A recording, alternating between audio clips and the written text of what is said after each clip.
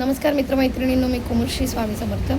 आपल्या ग्रॉसरी शॉपमध्ये इतर वस्तूंसोबत मी फळं आणि भाज्या देखील सेल करते. लास्ट टाईम म्हटल्याप्रमाणे काल एक संध्याकाळी काकू आलेल्या.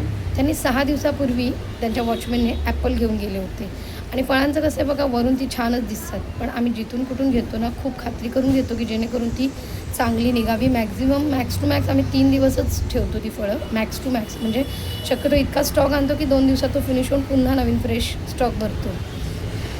त्या काल संध्याकाळी येऊन जस्ट मी दिवाला बत्ती केली होती आणि कस्टमर पण होते.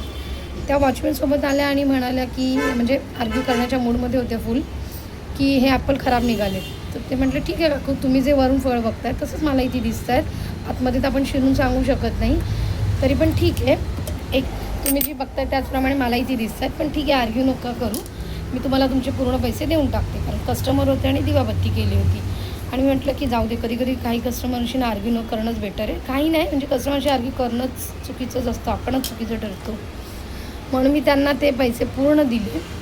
त्यावर त्या वॉचमॅनला ओरडून सांगतात की इधर से कभी कुछ लेने का नाही.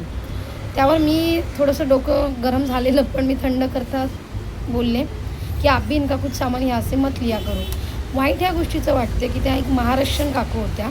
आणि दुसरी गोष्ट, 6 दिवसानंतर तुम्हाला फ्रूट्स कोण चेंज करून देतं, मला एक सांगा गोष्ट. हा तुम्ही लगेच घेतलेत आणि घरी गेलात आणि खराब निघाला तर ठीक आहे. आणि त्यातले जे उरलेले 3 ते 4 ॲपल होते ते मी कापून पाहिले तर ते सगळे व्यवस्थित होते. म्हणजे माझं बॅड लक होतं की ते एक त्यांनी कापला आणि तो खराब निघाला. म्हणजे अशा प्रकारची लोकं येतात की खरं विचारही आपण करू शकत नाही, की फळांचं आपण सांगू शकत नाही, वरून ती छान दिसत आहेत, पण एक पद्धत असते बोलण्याची. आणि विशेष म्हणजे त्या मराठी असून इतक्या उद्धट माझ्याशी बोलायचं खूप वाईट वाटते. कारण मी एवढं प्रेमाने समजवलं की काकू, तुमचे जे काय पैसे तुम्ही दिलेले ते पूर्ण घ्या. त्यावरही त्या इतर कस्टमरसमोर ओरडून, म्हणजे अशी लोकं असतात, काय करायचं अशा लोकांचं.